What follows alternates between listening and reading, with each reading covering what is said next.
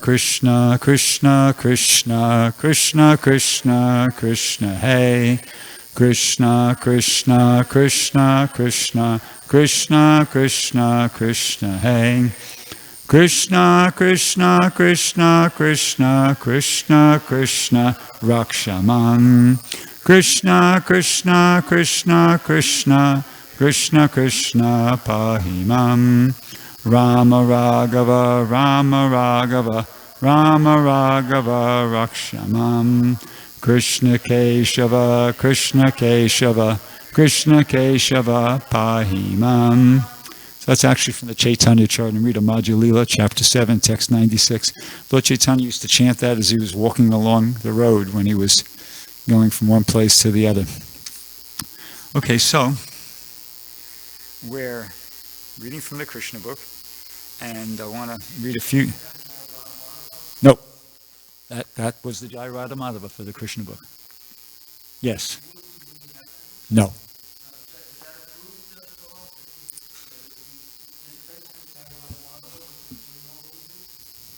We're reading from the Krishna book. That's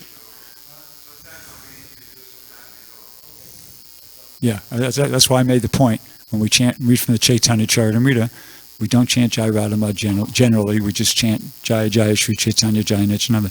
And this is since I joined in middle of April 1973. Before we read from the Krishna book, this is what we did. Okay? Thank you. So there's a few places here where, just to get everybody kind of enthused and inspired about the benefit of reading the Krishna book, I'd like to read a few things that Prabhupada says about that. So, in the preface to the Krishna book, Prabhupada says, "This book, Krishna, is another presentation to help the Krishna consciousness movement in the Western world. This transcendental literature is published with profuse illustrations. People love to read various kinds of fiction to spend their time and energy. Now this tendency can be directed to Krishna. The result will be the imperishable satisfaction of the soul, both individually and collectively.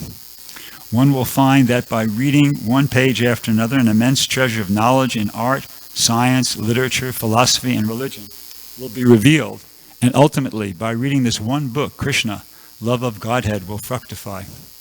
So that's one. And there's another little place here in the chapter called Uddhava Visits Vrindavan, where Prabhupada talks about the importance of reading Krishna book. He says, okay. Leela Smarana is the process of association with Krishna most recommended by great devotees. Even Lord Chaitanya, when he was at Puri, enjoyed Leela Smarana association with Krishna. Those in the most exalted position of devotional service and ecstasy can live with Krishna always by remembering his pastimes. Srila Vishwanath Chakravarti Thakur has given us a transcendental literature called Krishna Bhavanamrita, which is full with Krishna's pastimes. Exalted devotees can remain absorbed in Krishna thought by reading such books. Any book of Krishna Leela, even this book, Krishna, or our teachings of Lord Chaitanya, is actually solace for the devotees feeling separation from Krishna. And finally, right towards the end of the Krishna book, in the chapter called The Summary Description of Lord Krishna's Pastimes, Prabhupada says about the importance of reading Krishna book, he says, "Following in the footsteps of Srila Sukadeva Goswami, we have tried to present this book, Krishna, for being read and heard by the conditioned souls of this age. By hearing the pastimes of Lord Krishna, one is sure and certain to get salvation and be transferred back home, back to Godhead. It is stated by Sukadeva Goswami that as we hear the transcendental pastimes of the Lord, we gradually cut the knots of material contamination. Therefore, regardless of what one is, if one wants the association of Lord Krishna in the transcendental kingdom of God for eternity in blissful existence, one must hear about the pastimes of Lord Krishna and chant the Mahamantra." A little bit more here. It says, "The transcendental pastimes of the Supreme Personality of Godhead Krishna are so powerful that simply by hearing, reading, and memorizing this book, Krishna, one is sure to be transferred to the spiritual world, which is ordinarily very difficult to achieve." And it goes on, but that's the gist of it. So, very important to read the Krishna book, and very beneficial. So we're going to start with chapter 1. right? Check this out there. Which is entitled The Advent of Lord Krishna.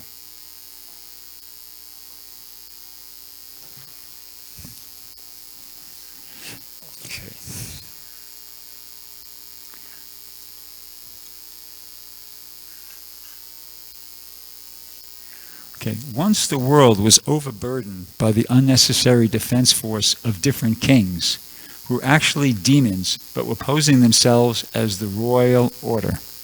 So, as I said right at the beginning, mostly I'm just going to be reading, but I do want to interject a couple little things right here because I've got something that's pretty relevant that'll help us and enhance our appreciation of what's being explained here. Okay, so how did that come to be? That the world was overburdened by the unnecessary defense force of different kings, who were actually demons posing themselves as the royal order. So I've got some insight into this from a book that was written by Sariputta Das called Alien Identities, but in one part he talks about the Mahabharata, and he quotes from the Mahabharata. This is Vyasadeva talking to King Janamejaya. Says, "O best of monarchs, just as humankind was flourishing, powerful and demoniac creatures began to take birth from the wives of earthly kings. Once the godly Adityas who administer the universe fought their wicked cousins, the Daityas, and vanquished them.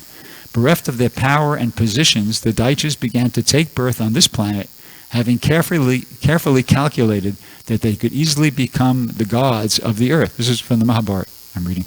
"Bringing it under their demoniac rule. And thus it happened, O Mighty One, that the Asuras began to appear among different creatures and communities." So this is the explanation of how the earth had become overburdened by the unnecessary defense force of different kings who are actually demons posing themselves as the royal order. And here's some further insight to it. The technique adopted by the invading forces was to enter in their subtle bodies into the wombs of the wives of the kings, and thereby take birth in the royal families.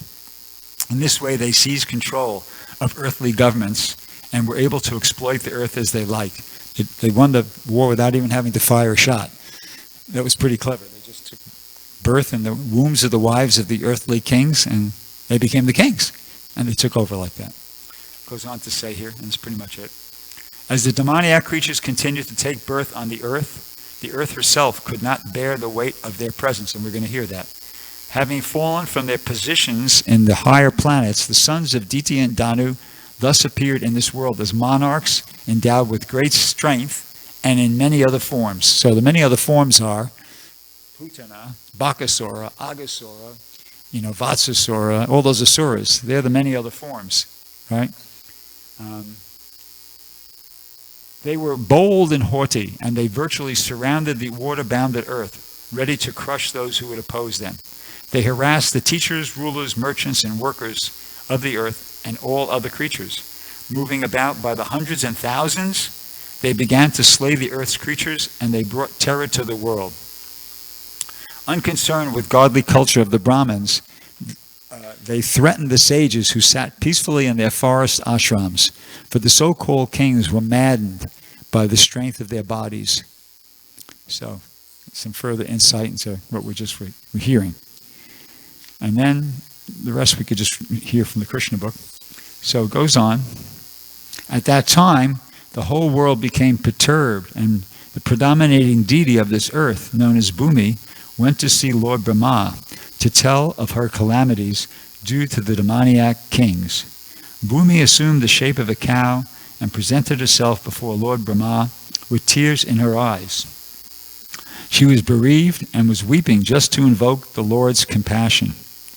She related the calamitous position of the earth, and after hearing this, Lord Brahma became much aggrieved, and he at once started for the ocean of milk, where Lord Vishnu resides. Lord Brahma was accompanied by all the demigods, headed by Lord Shiva, and Bhumi also followed. Arriving on the shore of the ocean of the milk ocean, Lord Brahma began to pacify Lord Vishnu, who had formerly saved the earthly planet by assuming the transcendental form of a boar. In the Vedic mantras, there is a particular type of prayer called Purusha Shukta. Generally, the demigods offer their obeisances unto Vishnu, the Supreme Personality of Godhead, by chanting the Purusha Shukta. It is understood herein that the predominating deity of every planet can see the Supreme Lord of this universe. Brahma, whenever there is some disturbance on this planet, sorry, I read that wrong. It is understood herein that the predominating deity of every planet can see the Supreme Lord of this universe, Brahma, whenever there is some disturbance on his planet. And Brahma can approach the Supreme Lord Vishnu, not by seeing him directly, but by standing on the shore of the ocean of milk, period. Okay. There is a planet within this universe called Svetadweep, and on that planet there is an ocean of milk. It is understood from various Vedic literatures that just as there is the ocean of salt water on this planet, there are various kinds of oceans on other planets. Somewhere there is an ocean of milk. Somewhere there is an ocean of oil. Somewhere there are oceans of liquor and many other types of liquids. The Purusha Shukta is the standard prayer which the demigods recite to appease the Supreme Personality of Godhead, Kshirodakshai Vishnu. Because he is lying on the ocean of milk, he is called Kshirodakshai Vishnu. Shira means milk. He is the Supreme Personality of Godhead, through whom all the incarnations within this universe appear. So just one teeny comment here. You might hear something like this: ocean of milk, ocean of salt water, ocean of ghee, ocean, how's this possible? Well, why not? Why not? In other words, these are details of a part of a description of a particular worldview.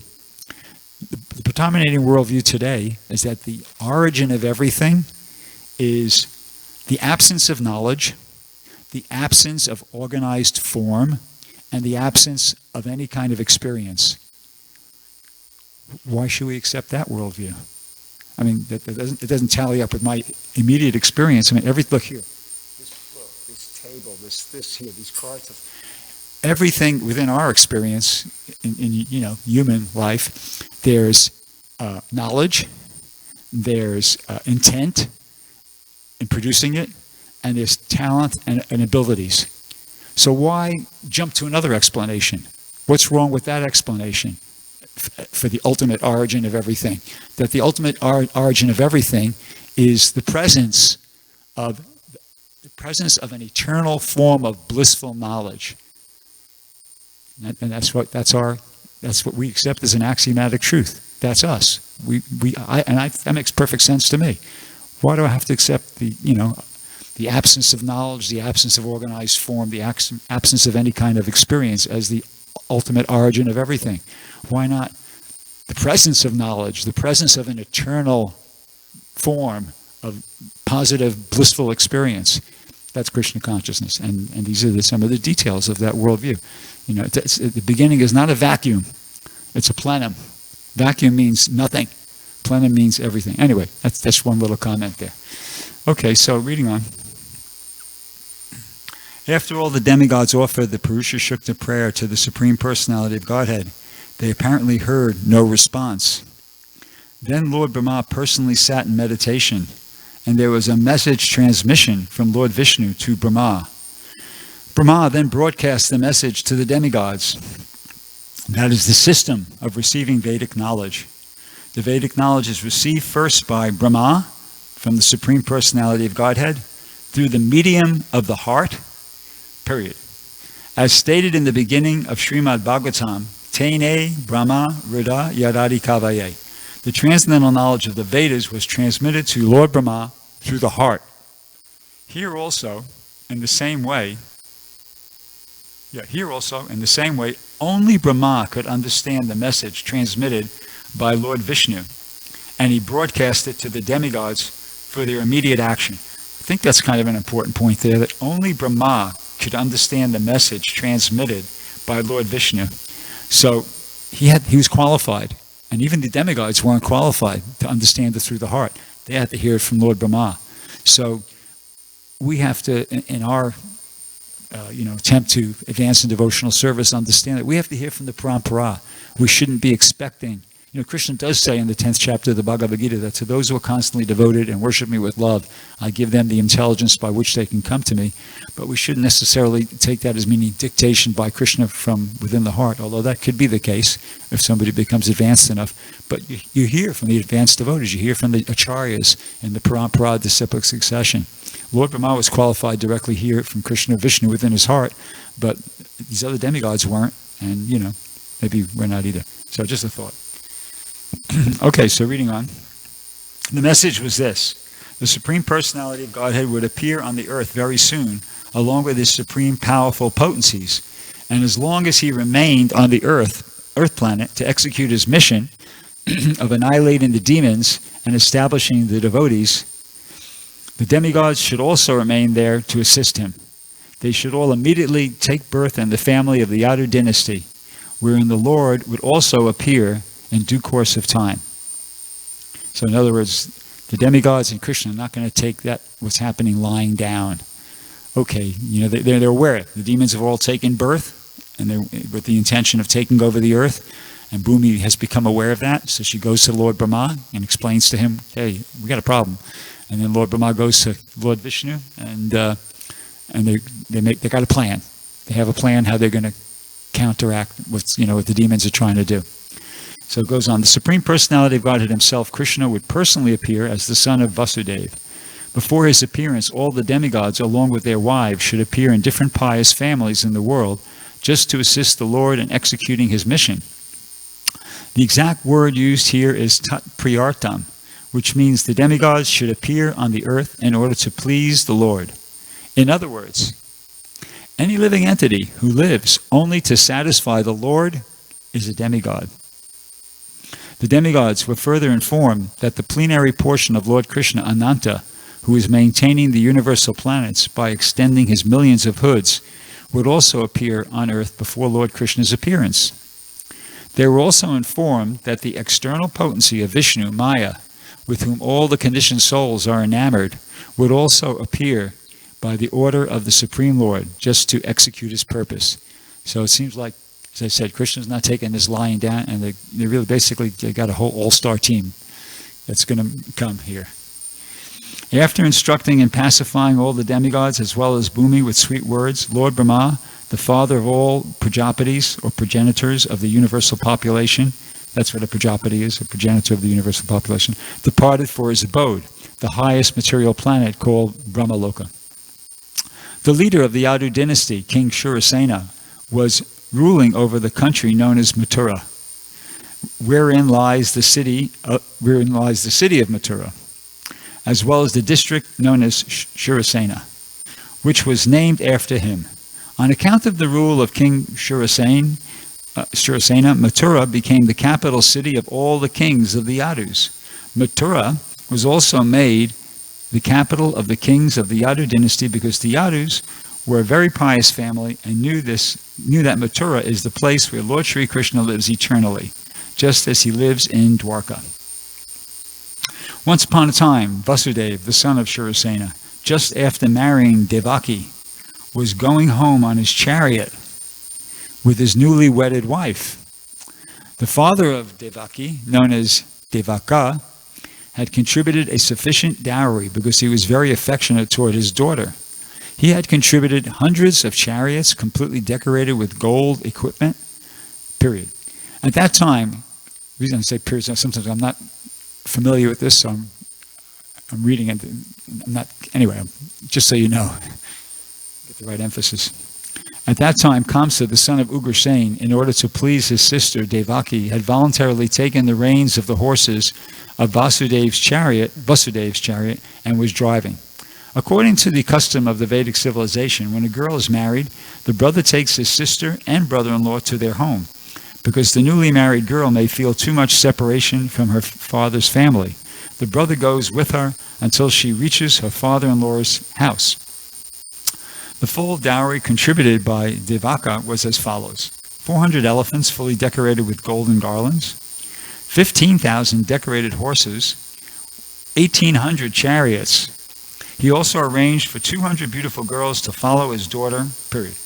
The Kshatriya system of marriage, still current in India, dictates that when a Kshatriya is married, a few dozen of the bride's young girlfriends, in addition to the bride, go to the house of the king.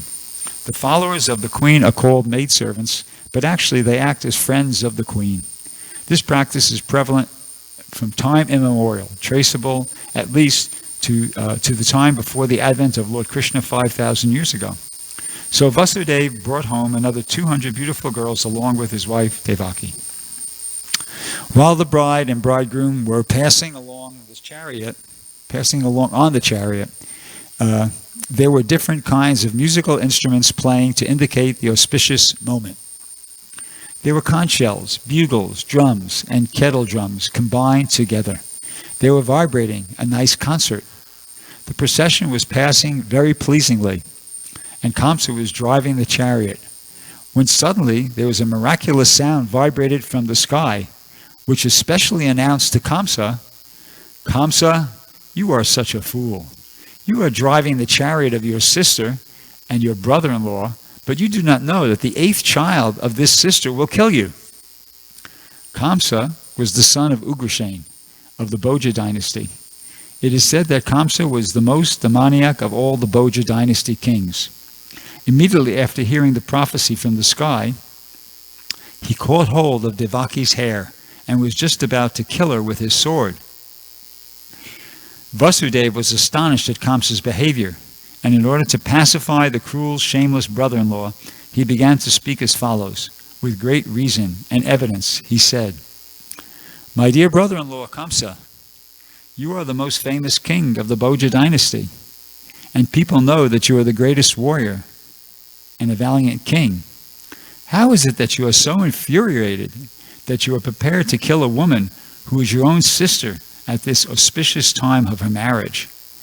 Okay, so he's saying that she's Kamsa's sister, but we just heard that Devaki is the daughter of Devaka, and Kamsa is the son of Ugrasena. So how are they brother and sister?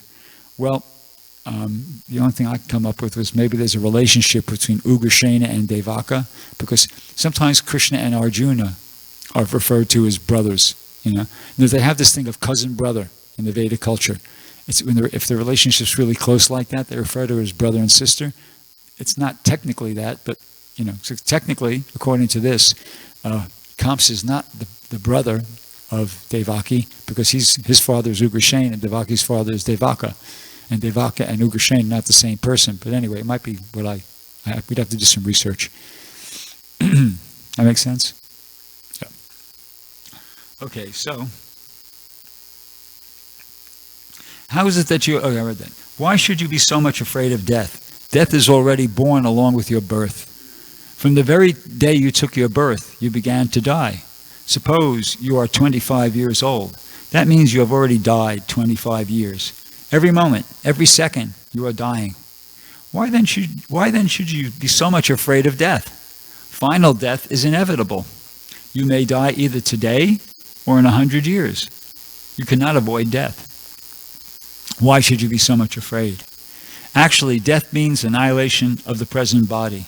As soon as the present body stops functioning and mixes with the 5 elements of material nature, the living entity within the body accepts another body according to his present action and reaction. It is just like when a man walks on the street. He puts forward his foot, and when he is confident that his foot is situated on sound ground, he lifts the other foot. In this way, one after another, the bodies change and the soul transmigrates. See how the plant worm changes from one twig to another so carefully. Similarly, the living entity changes his body as soon as the higher authorities decide on his next body. As long as the living entity is conditioned within this material world, he must take material bodies one after another. His next particular body is offered by the laws of nature according to the actions and reactions of his life. Okay, so bear in mind that Vasudeva is saying all this. When Kamsa is right on the verge of killing his bride, you got to kind of think about the incredible composure.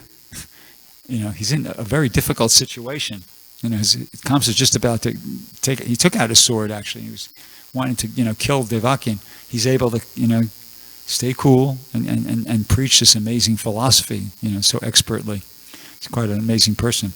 So it goes on to say, this body is exactly like one of the bodies which we always see in dreams. During our dream of sleep, we create so many bodies according to mental creation. We have seen gold and we have seen a mountain. So in a dream, we can see a golden mountain by combining the two ideas. Sometimes in dreams, we see that we have a body which is flying in the sky. At that time, we completely forget our present body. Similarly, these bodies are changing. When you have one body, you forget the past body. During a dream, we may make contact with so many new kinds of bodies, but when we are awake, we forget them all. And actually, these material bodies are the creations of our mental activities. But at the present moment, we do not recollect our past bodies. He goes on. The nature of the mind is flickering. Sometimes it accepts something, and immediately it rejects the same thing. Accepting and rejecting is the process of the mind in contact with the 5 objects of sense gratification: form, taste, smell, sound, and touch. In a speculative way, the mind comes in touch with the objects of sense gratification, and when the living entity desires a particular type of body, he gets it. Therefore, the body is an offering by the laws of material nature. The living entity accepts the body and comes out again into the material world to enjoy or suffer according to the construction of the body. Unless we have a particular type of body, we cannot enjoy or suffer according to our mental proclivities inherited from the previous life. The particular type of body is actually offered to us according to our mental condition at the time of death. The luminous planets like the sun, moon, or stars reflect themselves in different types of reservoirs like water, oil, or ghee. The reflection moves according to the movement of the reservoir. The reflection of the moon is on the water, and the moving water makes the moon also appear to be moving. But actually, the moon is not moving. Similarly, by mental concoction, the living entity attains different kinds of bodies, although actually he has no connection with such bodies. But on account of illusion, being enchanted by the influence of Maya, the living entity thinks that he belongs to a particular type of body. That is the way of conditioned life. I can think of another example that probably everybody's seen this. You have sometimes on a cloudy day, the moon is up and the clouds are being, it's windy and the clouds are being blown. It looks like the moon is racing through the clouds. Has anybody ever seen that? I've seen it a lot because I go out and watch the sunrise. But it looks like the moon is racing through the clouds. Actually, the moon is not doing nothing. The moon's right there. It doesn't move an inch.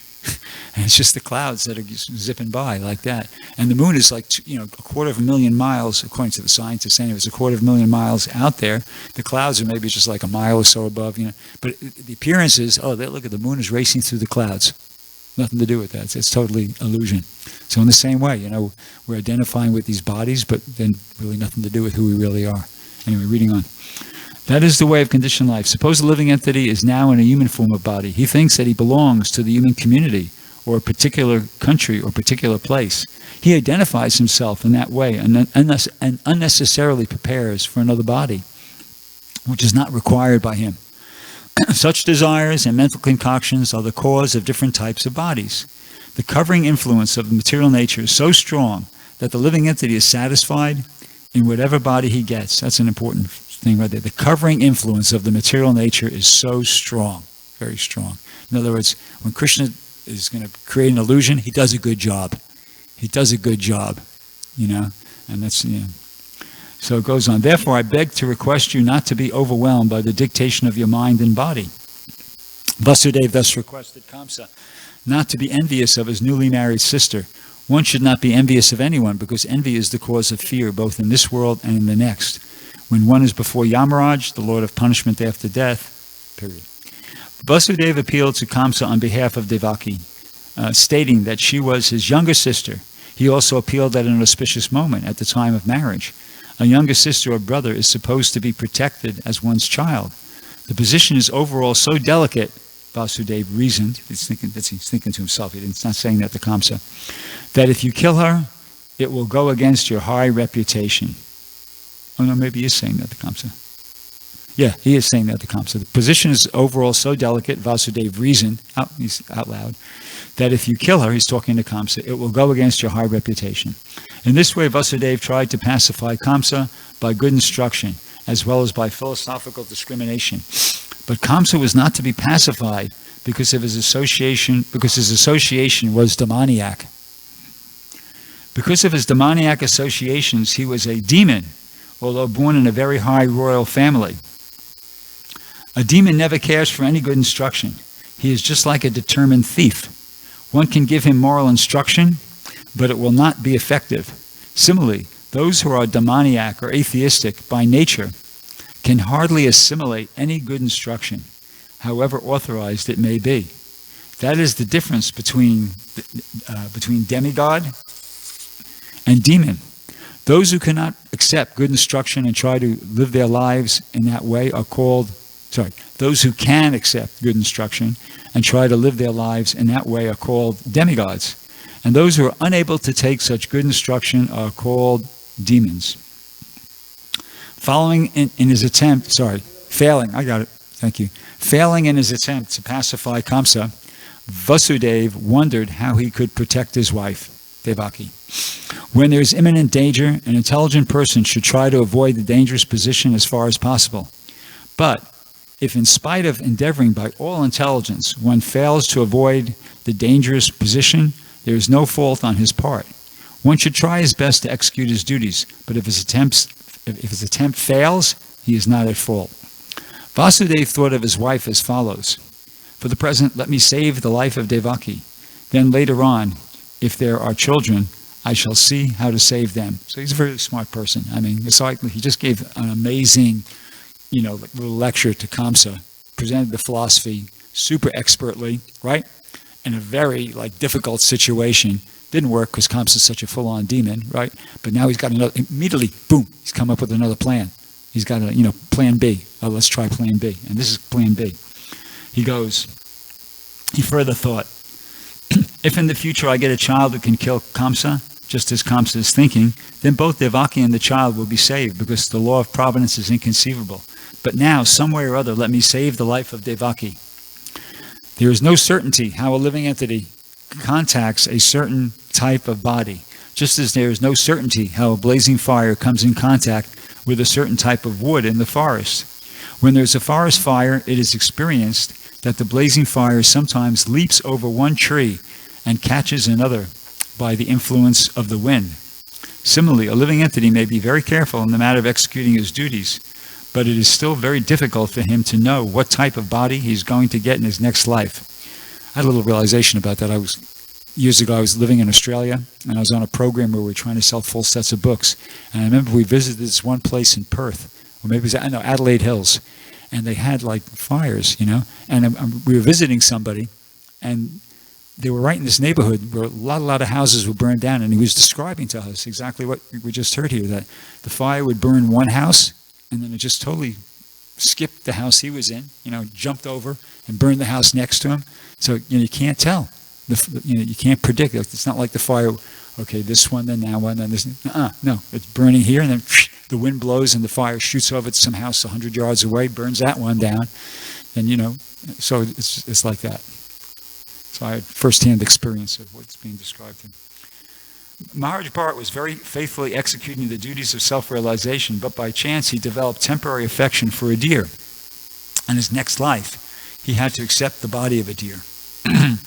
Vasudeva, after deliberating how to save his wife, began to speak to Kamsa with great respect, although Kamsa was the most sinful man. Sometimes it happens that a most virtuous person like Vasudeva has to flatter a person like Kamsa, a most vicious person.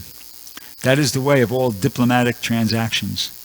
Although Vasudeva was deeply aggrieved, he smiled outwardly.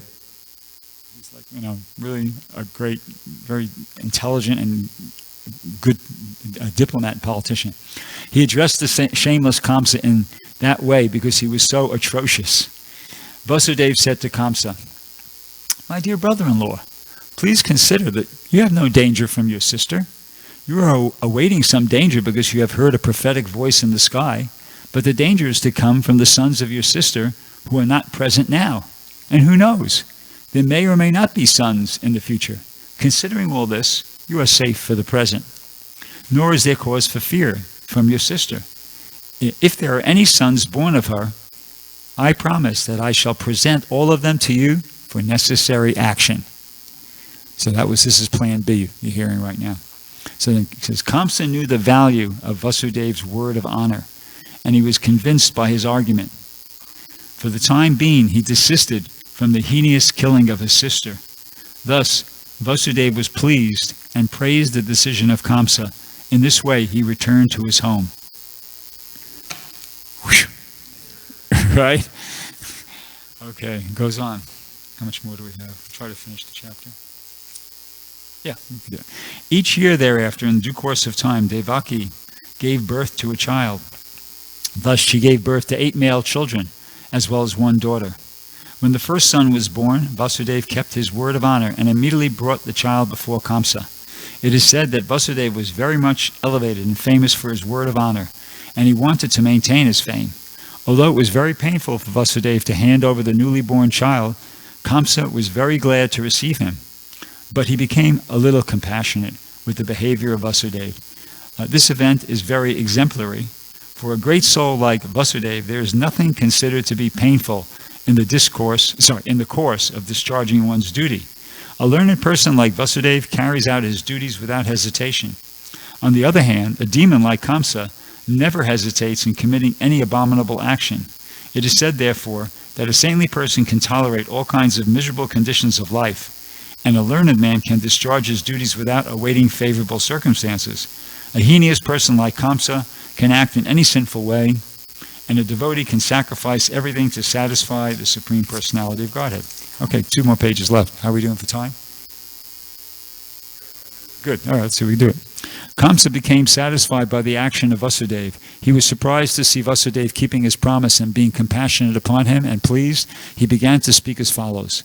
My dear Vasudeva, you need not present this child to me. I am not in danger from this child. I have heard that the 8th child born of you and Devaki will kill me. Why should I accept this child unnecessarily? You can take him back. When Vasudeva was returning home with his firstborn child, although he was pleased by the behavior of Kamsa, he could not believe in him because he knew that Kamsa was uncontrolled. An atheistic person cannot be firm in his word of honor. One who cannot control the senses cannot be steady in his determination. The great politician Chanakya Pandit said, "Never put your trust in a diplomat. Those who are addicted to unrestricted sense gratification can never be truthful, nor can they be trusted with any faith." At that time, the great sage Narada came to Kamsa. Okay, so Narada Muni is coming into the picture here. At that time, the great sage Narada came to Kamsa. He was informed of Kamsa's becoming compassionate to Vasudeva and returning his firstborn child. Narada was eager to accelerate the descent of Lord Krishna as soon as possible.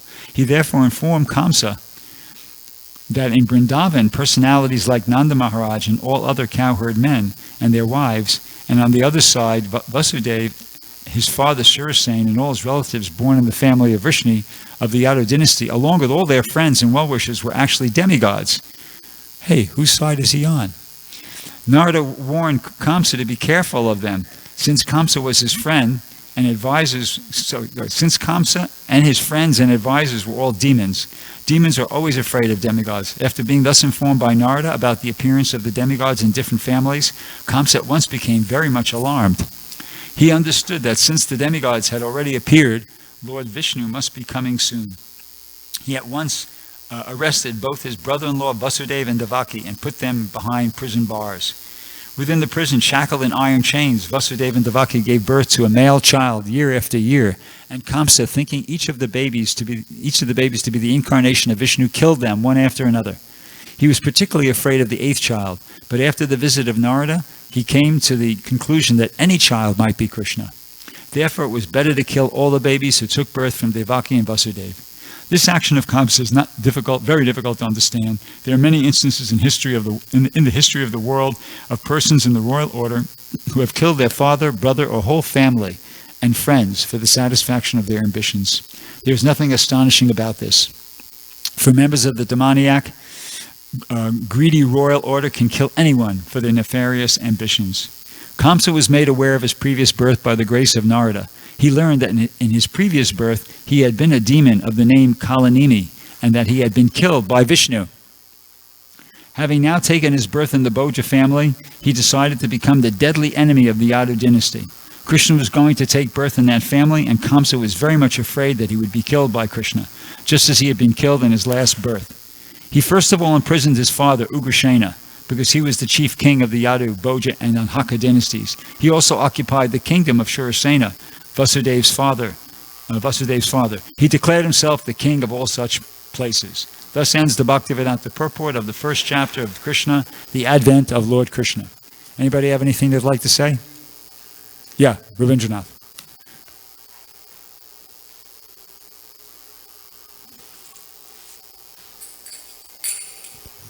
Yeah, you were reading about, it was a quotation from Chanakya Pandit, and as you stated that never trust a politician, but you also forgot the other part of that, what it says there. It seemed like you just skipped over it. You didn't? Okay, I guess we just hear back in the Vijay room. Okay. Okay.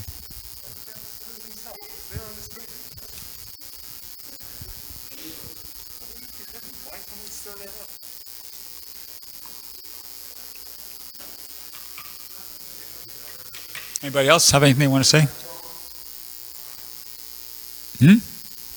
Does somebody else want to say anything? Okay, Sachin. Prabhu, thank you very much. At the beginning, you were mentioning about the whole story is about Mother Bhumi, the earth, going to Lord Vishnu. And Lord Vishnu gave the order that, yes, because the earth is being overburdened. So Lord Krishna, Vishnu told, I'll be taking birth. The demigods will be coming there. So then Krishna killed a lot of demons. Obviously, the earth is being like relieved. But then it is mentioned that his own family, the Yadu dynasty, which supposedly they're not demons, also present a danger in the sense that they were so powerful. There was no one who could destroy them or kill them. And my understanding is that they were so good and close to the Lord, his own family members. You might wonder how they can cause chaos to the world. How what? Chaotic situation, or how could they disturb the earth? But Krishna was considering, I have to do something to, since no one can kill them, I will create a situation in which they can kill themselves, the Yadu dynasty. So, and that happened.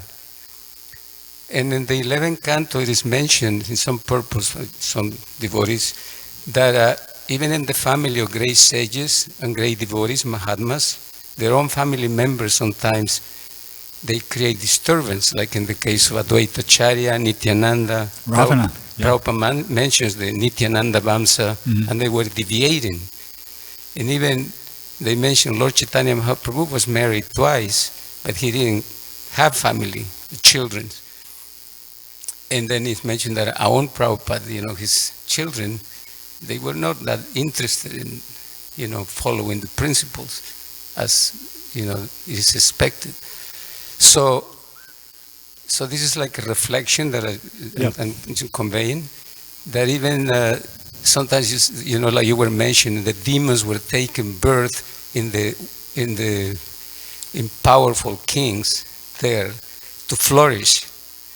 But also on the other side, you have that even the family members of the personality of Godhead or a great devotee, they also can represent some danger to the earth in that sense. Yeah. And sometimes I see that even in the material world, sometimes people, in order to prevent certain disturbances, certain kings or leaders in certain countries, they only make that a leader should be like 6 months period and next one. 4 years period, next one, because the tendency, the nature is to You know, Yeah, power something- corrupts and absolute power corrupts Exactly. absolutely. So yeah, now I think I've heard this, but somebody could correct me if they don't think it's it's accurate. I think I remember hearing something to the effect that Krishna was concerned that the Yadu dynasty, they were pious, but still, even pious people, if they get too much material opulence, can go to your head, And I think I remember hearing something to that effect, that Krishna was concerned that, that they were going to get proud of their power and their opulence, and they could become adversely influenced by that and become a problem. I think I remember hearing. I know. Once again, somebody could.